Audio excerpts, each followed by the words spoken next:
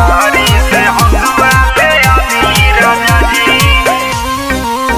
सभे जात बाटे राजा अपने खेतवा बधारी रउआ घर ही में रही सैया कुछ ना करतानी रउआ घर ही में रही सैया कुछ ना करतानी। सभे जात बाटे राजा अपने खेतवा बधारी रउआ घर ही में रही सैया कुछ ना करतानी। चैत के घाम ना सहई राजा जी सोची के अवतारो आई राजा जी। मानी ना बात सैया दिल से कहतानी दुबारी से हंसुआ ले आदि राजा जी। मानी ना बात सैया दिल से कहतानी मधुबन से हंसुआ ले आदि राजा जी।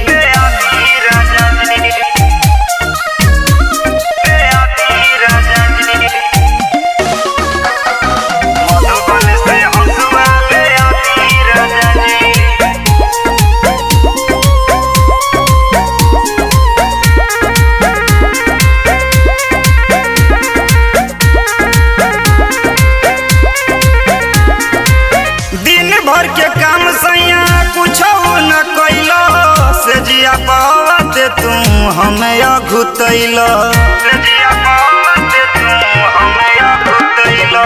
दिन भर के काम सैया कुछ न कैलो से जिया पावते तू हमें अघुतैलो।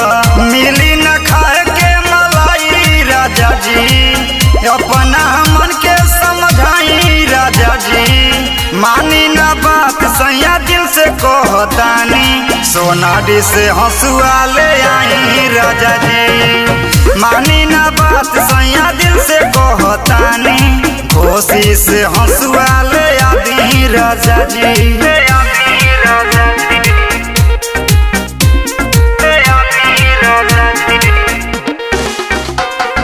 सोनाडी से हंसुआ ले आई राजा जी।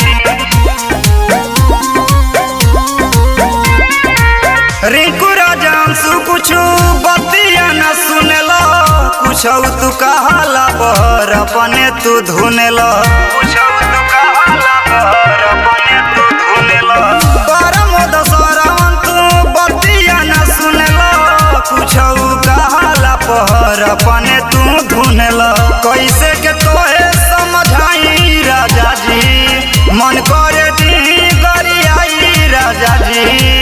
मानी ना बात सैया दिल से कहतानी मझवारा से हंसुआ ले आदि राजा जी।